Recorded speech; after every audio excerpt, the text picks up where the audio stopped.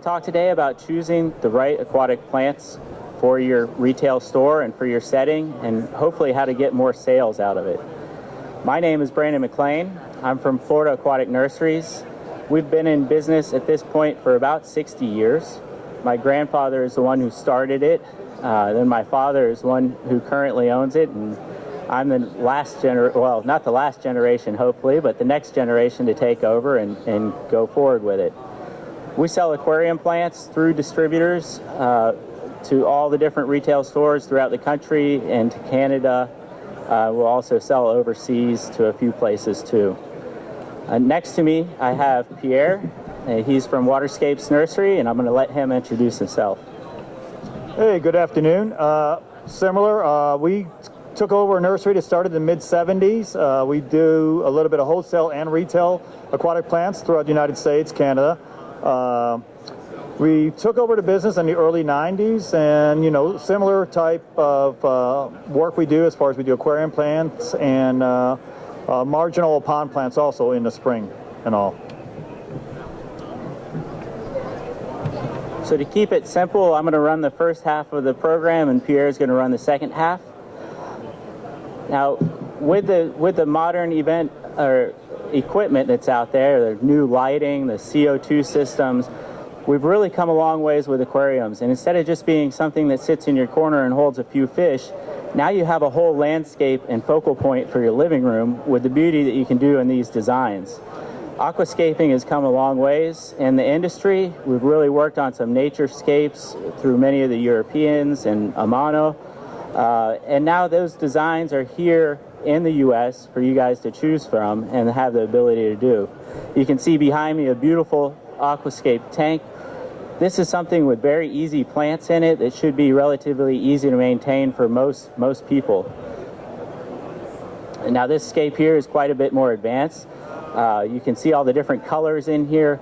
But when you think about this, I want you to think about, as a store owner, that this is a garden, you know, like a landscape for your house. So we're not just selling an aquarium here, we're selling a ways for indoor gardening in the U.S. This is the easiest way to relate it. Most people are used to having a landscape, do some gardening outside. So now you've got a way that you can sell an indoor garden so that when people are stuck inside in the winter up north, they have something to do that's exciting and fun. Here's another beautiful scape, lots of different colors in here. This is definitely going to take CO2. Most of the plants we're going to talk about today are going to be really easy to maintain. You won't need CO2, you won't need highlight. We're going to talk about the easy stuff to start off with. Aquascapes and tanks can be large, like you see behind me. This is a huge tank. This would fill up probably most people's living rooms, but it would definitely be something to talk about. Or they can be quite small. This is what you call a nano tank, and this can fit on your desk in a workplace environment or small nooks and crannies throughout your house. This is another small nano tank, and in here you can see a variety of different plants that are really easy to use with low light. We've got Anubias, we've got Java ferns, we've got Bucephalandras, and we've got a lot of the mosses. These are all really easy, low maintenance plants that anybody can be successful with. And when we're selling plants in a retail setting, most of the people coming in are going to be beginners or intermediate people. And these plants, they can all take home and they won't kill. So that's a great starting point for everybody. I wanted to show you this tank because betas are one of the better selling fish in our store. Imagine if, you know, every time you sent somebody home with a beta, you sent them home with a beta home. Behind me is a smaller tank with one beta in it, but you can see it's fully aquascaped. You got rocks in there that are add-on sales. You got your driftwood in there that would be an add-on sale. You got some nice Anubias that they won't kill. You got some great Cryptocorynes and Java ferns. So every time you sell a beta, now you have an option to sell them a beta home, with a lot more stuff that they can do. Here's another different beta tank. You got a beautiful rock in there. You've got your nice beta. And again, you got easy plants like Java fern and Anubias that very low maintenance, very low lighting, no need for CO2. So these are great starting points. So plants come in many different ways. We sell plants in many different ways. We sell plants as bunch plants, which is a group of stem cuttings all wrapped together with a piece of lead.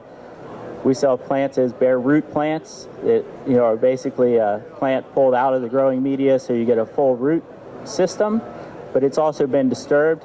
And we sell plants as potted plants.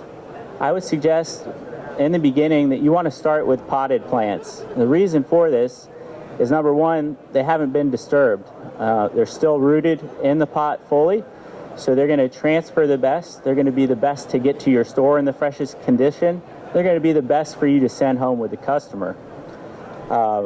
They're also probably the best in presentation because they've already got a plant. They look good. They'll sink easily. Most of them come with picture tags with information on it, and some of them even have scan codes on them. Your shelf life is going to be better because this plant hasn't been disturbed at all.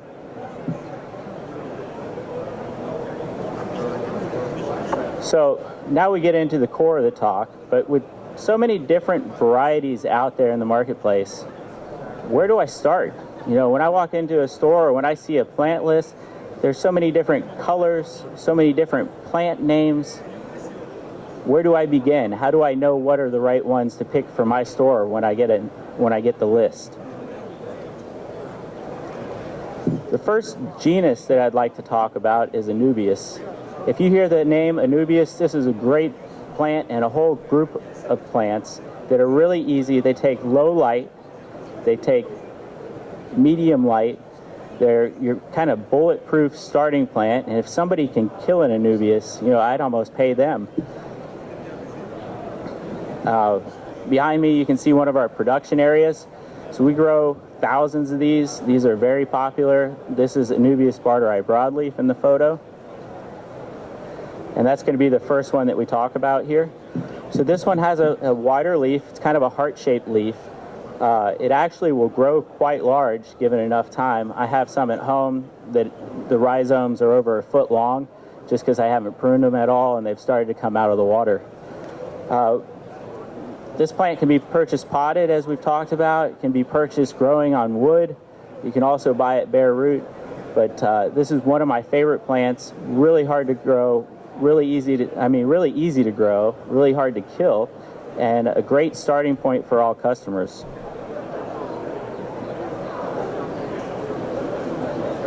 Another variety, if you want to add a little bit more color to your tank, would be Anubias Coffeefolia. You get a nice tan leaf to start with, real pretty. Again, you can buy this one on driftwood, you can buy it potted, or you can buy it bare root. So in the beginning, I would start with it potted, and then you can work into your driftwood pieces. Anubias nana might be the most popular variety out there, and there's many different forms of Anubias nana. You can see here growing on wood behind me, but this could be grown on wood, this could be grown in pots. The one big thing with Anubias that you want to suggest to most of your customers is to do not bury them in the substrate. Make sure the rhizomes are up at the top of the substrate. You can easily tie these onto rocks. You can tie them onto driftwood. If you give them enough time, they'll even kind of root onto the edge of the glass in your aquarium tanks. Here's a close-up with the flower. Most of the people keeping aquariums don't get to see plants flower a lot, so I like to add pictures of the flowers in our talks. This is one of my favorite ones for the foreground areas. A lot of people in the beginning have trouble finding a good foreground plant that's easy to take care of. This is Anubias nana petite. It's really tiny, maybe grow up to an inch or so in height, but you can landscape around your tank in the different foreground areas coming off of rocks and such with this plant, and you can create a thick carpet-like effect with it, as you can see from the photo behind me. This is one of our greenhouses where we're growing this, and we sell it potted, as you can see in the inset picture. We sell it also bare root, and great beginning foreground plant. Another good, easy to grow plant is Bacopa caroliniana. This would be more for the backgrounds of the tanks. It gives you kind of the army green color. You put it in there, it gives you a nice height in the background. It's a stem plant, so when you talk to your customers, tell them that pruning is necessary, but as they prune the plant, they can take the cuttings and replant them to grow a whole new area in their tank with this plant. Bolbitis. Bolbitis is another good fern, really tough, low light, kind of gives you that deep green color, which is a different color that you don't find a lot of in the aquariums. This is great for attaching to pieces of wood, pieces of rock. So as your scape goes up through the tank, you can tie this onto the different wood and add different layers of it.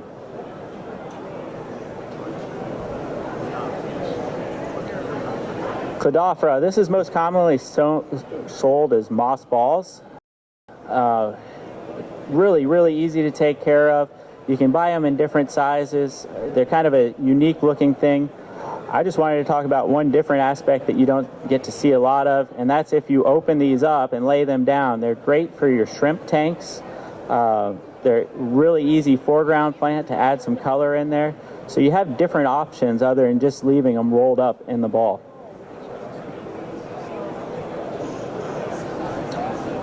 And then water Sprite. This is another fern. Really easy to grow, tall background plant, very fast growing. With little cuttings, you can start new plants in your tank. So it gives you that lime green color. It's kind of a whole different ferny-like look. Good for fish to breed in. Nice for them to hide in. The little fry can hide up in the fern-like leaves. Gets fairly tall, so you want to keep it to the background areas. Crinum is a good genus. If you see the name Crinum, they're really hard to kill. They have a big bulb with them that stores a lot of energy, and they have some very unique leaf shapes. On your right is going to be Crinum calamistratum. It's the thinner leaf, really kind of wispy.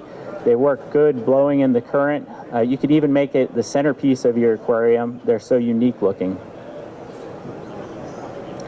And then I'm going to pass the second half over here to Pierre, and he's going to start with cryptocorynes. Crypt is another large family of plants where you get a lot of different shades of as far as color, shapes of leaves, and very easy to grow in an aquarium. They're sold either as individual, like he said before. Most of these varieties are also sold in potted plants. Here's one variety, the Cryptocoryne, or we call them Crypts, Balansae, or Balansae. You're always going to realize there's many different pronunciations, so don't worry about it. Usually when you call in, put in an order, you see them online, most of the people know what you're referring to.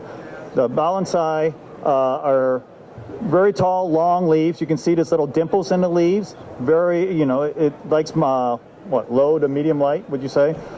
It's great because if you have any type of water flow in it, the leaves have a nice little flow in your tank, so it gives it some movement inside the tank. Parva, another crypt. Crypt parva.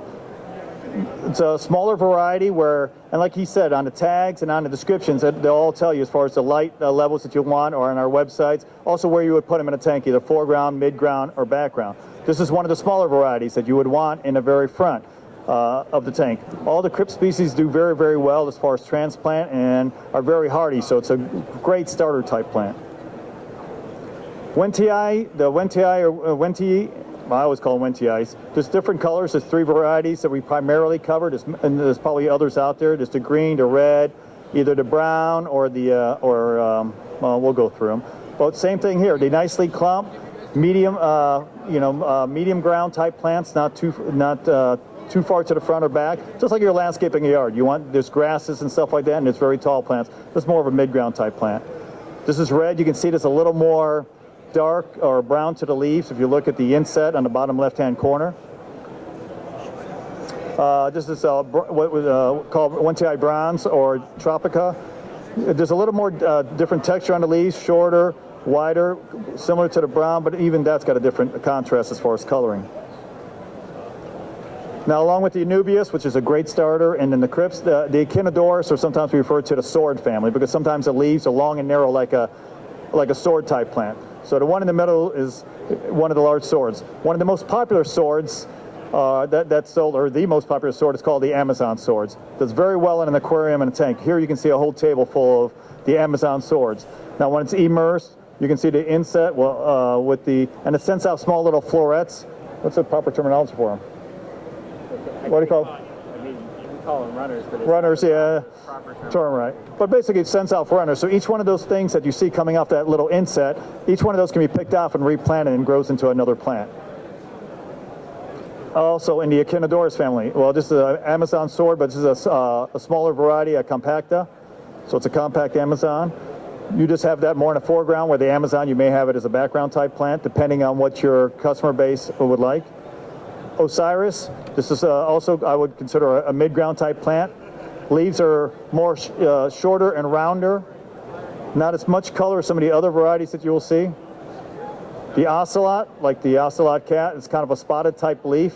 You can see the florets or the runners on there also, on these little inlets. So this is an Ozelot green. There's also Ozelot red. That's very popular. Kleiner bar.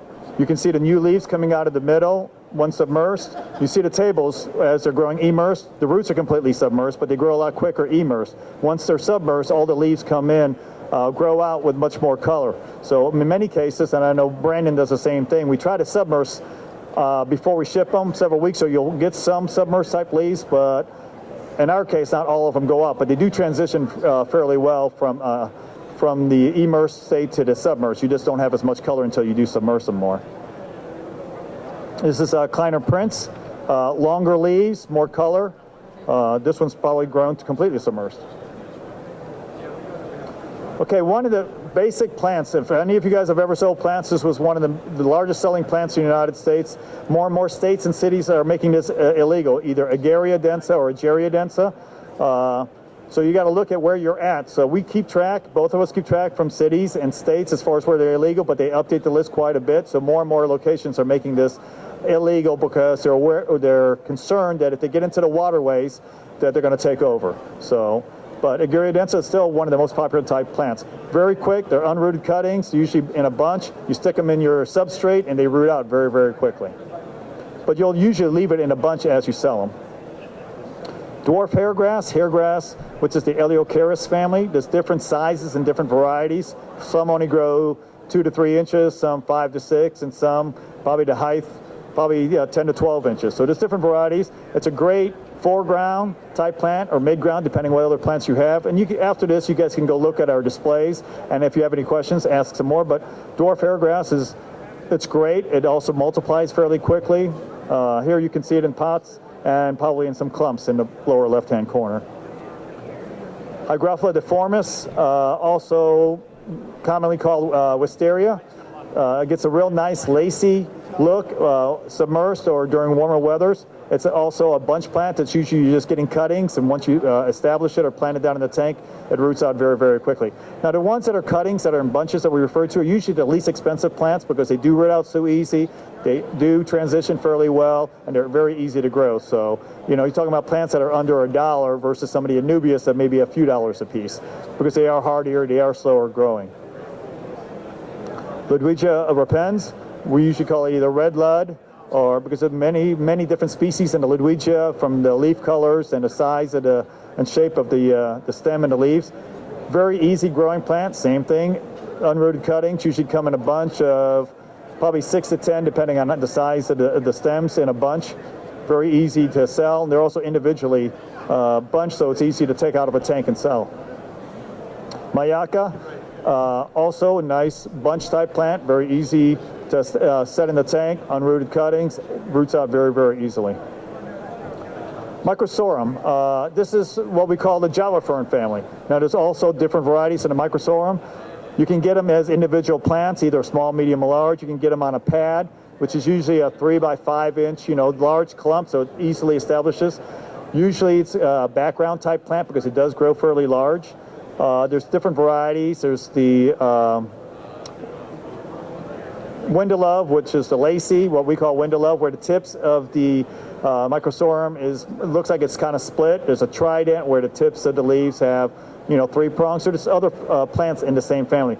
Very hardy, very easy to get in the tank and do well for you without worrying. Sagittarius subulata. It's a small little sag plant, looks like a grass almost. Nice clumping type plant, will grow out and establish itself in an aquarium. But these probably grow 3 to 6 inches depending on the environment that you have them in. Felisneria americana, sometimes called eel grass or jungle val or other names. It looks like a real tall grass. It would grow to the length of your tank and probably even longer than that. I mean, it'll grow 18 inches. Sometimes they have some with more red, sometimes it's bright green, but it's a very nice full background type plant. Felisneria also has many varieties. Here's another one, spiralis, or sometimes called Italian val. It's a little narrower, but it also grows very tall. There's corkscrew, which is a little bit shorter, that's got a little twist in the veins. You can see a little bit of twist in the spiralis. And there's contortion, which is a little taller variety that grows probably 8 to 10 inches, possibly longer than the corkscrew, but it's got more of a twist to it. And you also have another variety, leopard. And then, okay, so you do have a couple. Now here's some tanks with some, just mixture. So one of the things we would recommend if you're not doing plants already and you want to start, is maybe have a planted tank or a display tank so people can see what could be put there. Planted tanks offers you a whole nother area as far as more sales in your aquatics department, because you can start getting into substrates, and as many people here, substrates. You got now much better lighting than was out there 20 years ago with LED lighting. There's much more fertilizers available out there. So this is another example of some corkscrew contortion val in the midground. You got some crypts in the foreground and maybe some Italian val in the background. You can also sell driftwood and rocks. Like he was saying, it's just like landscaping a yard, but it's on a smaller version. You can have a little tiny one on your tank, on your desk. Another beautiful tank laid out. It looks like moss balls, some driftwood, some grasses and mosses. So there's a whole other areas that's out there, and depending on the level of your customers will determine what kind of plants you're going to carry. You may have a lot of hobbyist groups in your area, so they may want some more high-end plants that you want to get, like the Crinum calamestratum, a little more expensive plant, but people are willing to pay that. You may have some people that just want the starter plants. Another beautiful, just basically a stack of driftwood with plants and rocks, with a sand foreground. Now, other things that we want to talk about as far as this other plants, you were talking about planted display tanks, talking about new technology out there, and just realize if you're just getting started, both of us will have people in our offices that can recommend starter plants. We're talking about things that are easy for individual sales, like the moss balls, the banana plants. We got potted plants. Those are a lot easier than bare root plants. There's also, if you have somebody that's got a large tank and wants some large plants, you can specially order large plants. So you got to know your customer base in order to determine what you want, and both of our offices will help you with that. Also, if you guys do goldfish and koi, we also do marginal and pond plants. So sometimes and we offer them in small little containers, like in a 2-inch pot. So if you do goldfish and koi and you're targeting your spring pond customers, there's also smaller plants that you can have, like in a terrarium type setting, that they can buy and also put around their ponds. I think that's it, right? Okay, we'll just open it up for questions. Is there? Oh yeah, yep, I skipped a page.